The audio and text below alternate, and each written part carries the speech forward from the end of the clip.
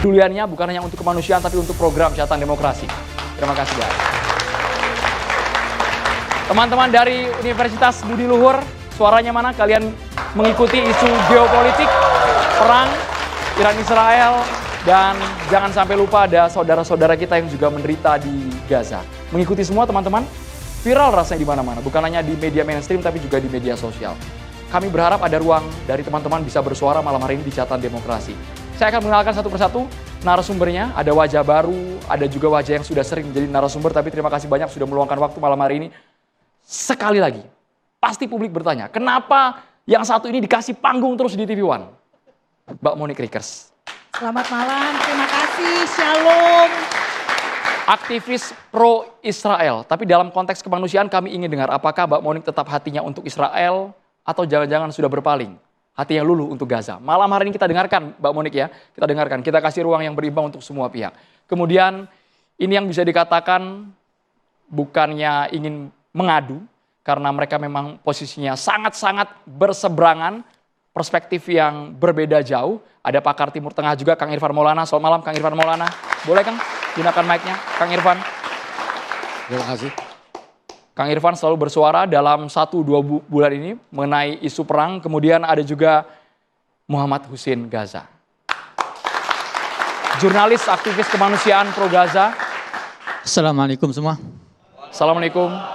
Kemarin kami cukup miris dan juga viral di media sosial ketika Mas Husin Gaza sama Mbak Monique, itu gambarnya. Mbak Monique merapat ke Mas Husin Gaza sepertinya Mas Husin Gaza betul-betul tidak mau melihat sosok Mbak Monique. Tapi malam hari ini bersedia hadir dalam satu meja catatan demokrasi. Terima kasih Mas Husin Gaza. Saya tahu persis alasannya apa, karena Mas Husin Gaza pernah di sana melihat langsung bagaimana tragedi perang itu terjadi. Pasti ada rasa yang begitu sakit yang dia rasakan. Kenapa ada orang Indonesia yang pro Israel? Mungkin itu yang disuarakan oleh Mas Husin Gaza. Kami juga menghadirkan Ibu Susi Sudarman, pengamat politik luar negeri dari Universitas Indonesia. Bu Susi, sehat Bu? Terima kasih banyak. Terima kasih banyak Bu Susi. Dan ini dia wajah baru di Catatan Demokrasi. Terima kasih banyak yang viral di media sosial. Kami melihat semua isu rasanya ditanggapi oleh pendeta yang menenangkan semua pihak, yang juga tidak memandang satu agama saja. Pendeta Marcel Sairang. Malam. Halo, Pendeta Marcel. malam. Kami juga menghadirkan dari Kementerian Luar Negeri, ada Kepala Pusat Strategi Kebijakan Kawasan Asia Pasifik dan juga Afrika, Bapak Fat Nabil Ahmad Mulacela. Pak Nabil, Assalamualaikum, langsung dari Surabaya, Jawa Timur. Pak Nabil bergabung. Sudah terdengar jelas Pak suara kami, Pak? Selamat malam. Malam Pak Ya, Nabil. jelas. Sebenarnya kami ada mengundang selebritas yang kemarin sempat ingin memberikan bantuan ke Gaza, Wanda Hamidah, tapi kami juga cukup kaget dengan cuitan, postingan Mbak Wanda Hamidah. Saya sebutkan saja postingannya, ia nggak rela katanya, satu meja sama Monique Rickers. Saya kaget, Berarti saya betul-betul mohon kaget. Maaf ya. Saya kaget, apakah punya dendam pribadi secara personal sampai ada kalimat darah mendidih, Mas, sorry, saya tidak sudi datang ke Catatan Demokrasi. Itu kata Mbak Wanda Hamidah. Saya berharap malam hari ini kami tungguin Mbak sampai jam 9:30 malam, siapa tahu Mbak Wanda ingin datang langsung. Boleh juga join Zoom, bergabung di dialog kita malam hari ini. Kang Irfan, kita tidak mau bawa-bawa agama ya Kang ya. Karena dunia juga sudah protes akan kekejaman yang dialami warga Gaza. Kenapa sampai sekarang Kang Irfan melihat tragedi kemanusiaan ini terus terjadi di tengah gencatan senjata antara Israel dan Iran, tapi bombardir Gaza tak pernah henti, Kang Irfan Maulana?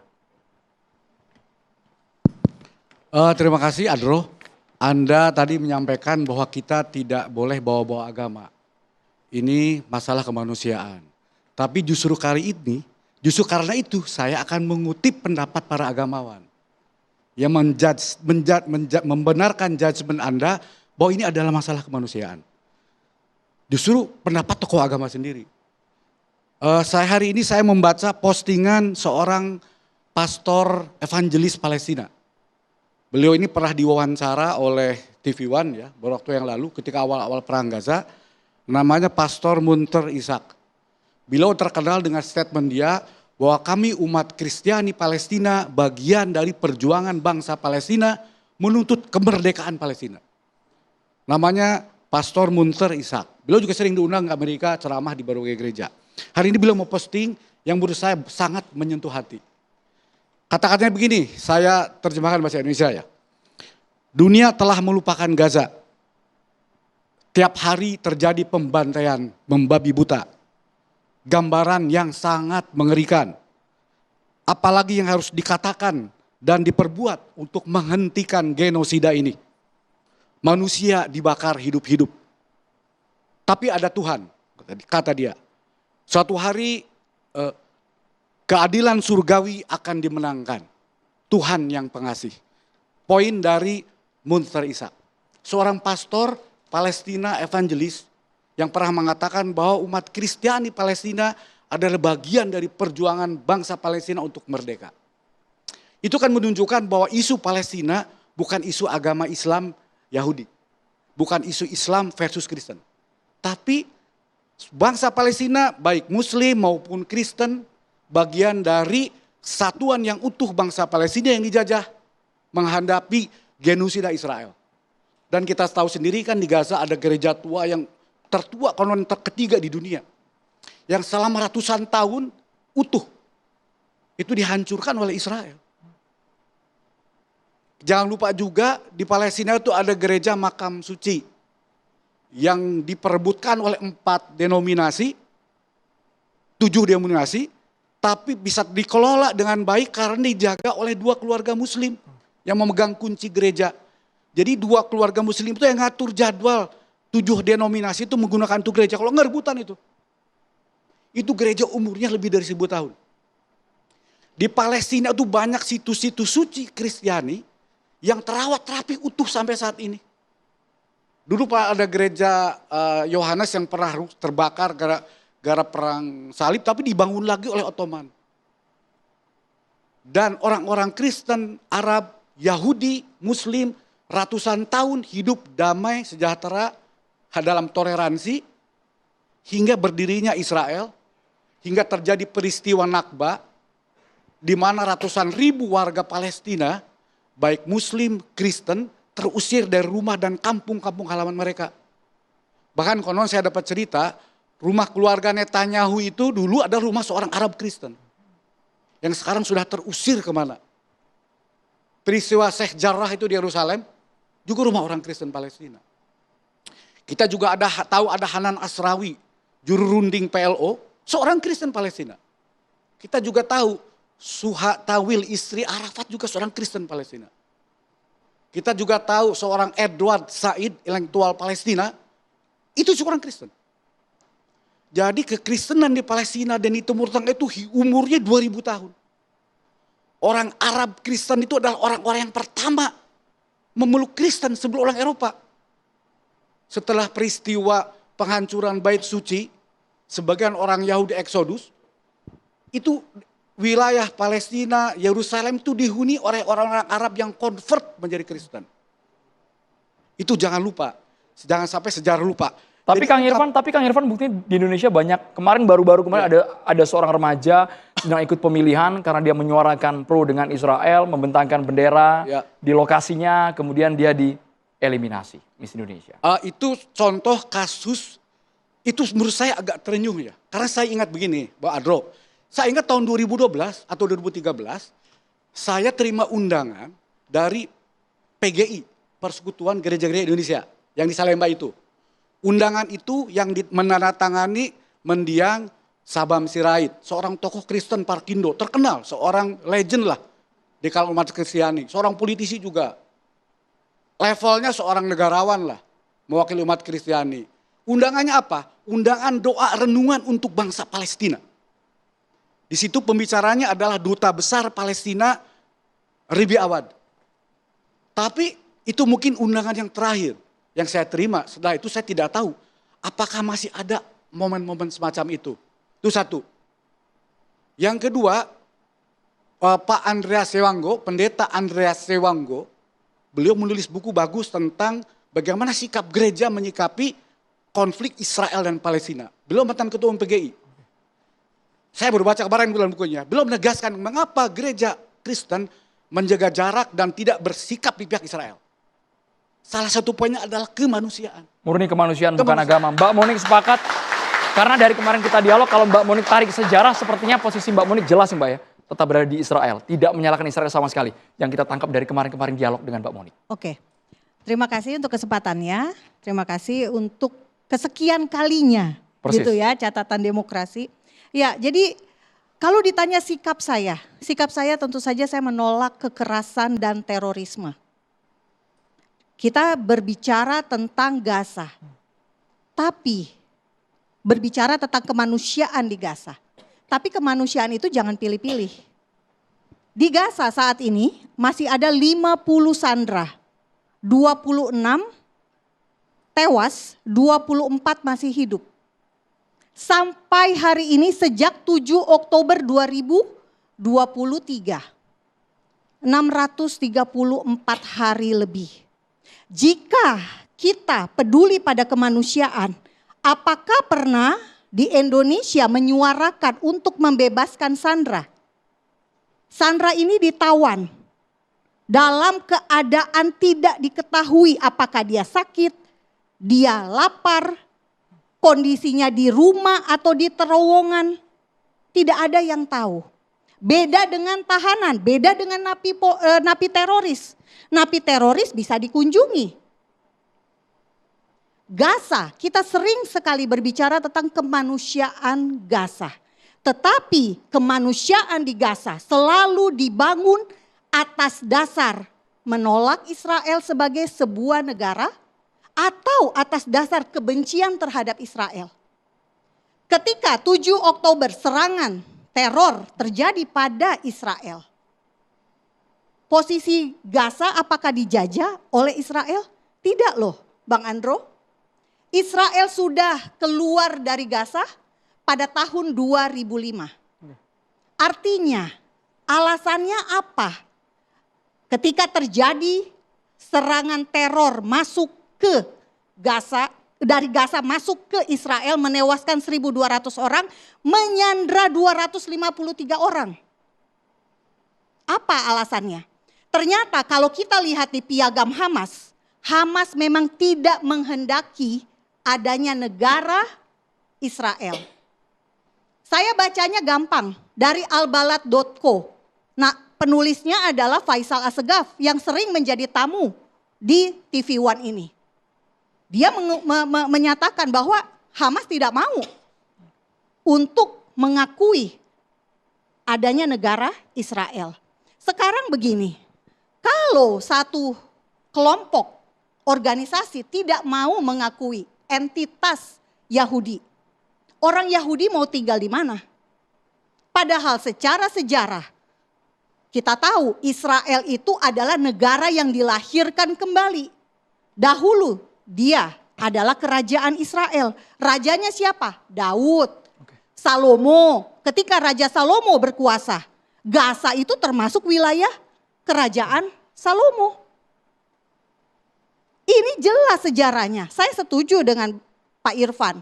Kita bahas sejarah. Nah, sejarahnya seperti itu. Gaza adalah kota warisan untuk suku Yehuda. Suku Yehuda itu sukunya Raja Daud. Sukunya Yesus Kristus. Ada di Yosua 15 ayat 47. Dasar hukumnya jelas, legalitasnya Israel berdiri itu jelas. Resolusi 181 PBB. PBB membagi 2 tanah mandat Inggris. Pada saat itu petanya dinamakan apa? Palestina. Kenapa namanya Palestina? Karena seorang raja bernama Kaisar Hadrian, Raja Romawi, pada tahun 135 Masehi mengubah nama Yudea menjadi Palestine, Palestinia. Ibu kota Yerusalem diganti menjadi Al-Quds.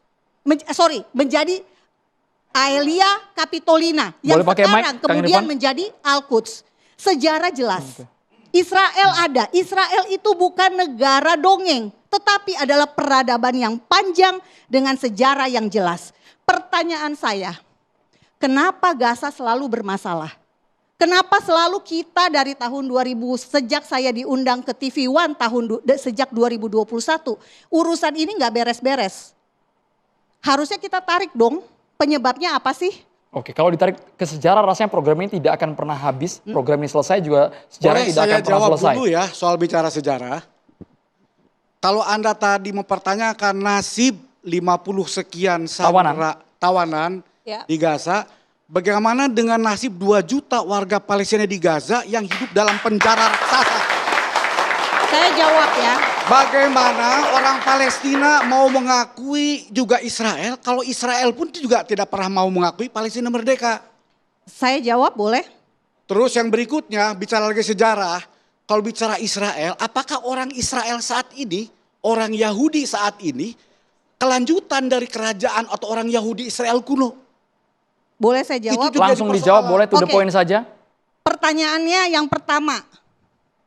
Dari yang belakang ya. Apakah Israel dulu dengan Israel sekarang sama? Tentu saja sama. Tanahnya terletak di lokasi yang sangat spesifik. Utaranya Lebanon, dulu juga sama Pak. Tapi memang bukan Lebanon. Tirus, Sidon, itu semuanya kotanya masih ada. Di selatan, Gurun Sinai, masih sama posisinya Pak. Perbatasannya, Laut Mediterania, masih sama juga. Ketika, saya percepat aja nih. Ketika 70, Yesus lahir di masa kerajaan Romawi. Setelah itu, 70 Masehi, Romawi menghancurkan kota Yerusalem. Membuang orang dari, orang Yahudi dari Yerusalem, ada yang diperbudak dibawa ke kota Roma. Dari sana mulai terjadi penyebaran. Setelah itu Romawi menjadi Kristen, masa Bizantium. Pada saat kemunculan Islam, Umar bin Khattab menyerang Yerusalem tahun 638 Masehi. Setelah itu berganti-ganti kekhalifahan Islam. Apakah orang Yahudi tergenosida? Tidak, masih ada tapi jumlahnya sedikit. Sampailah di Ottoman. Ottoman 400 tahun adik-adik menjajah tanah Israel. Masih ada orang Yahudi di situ.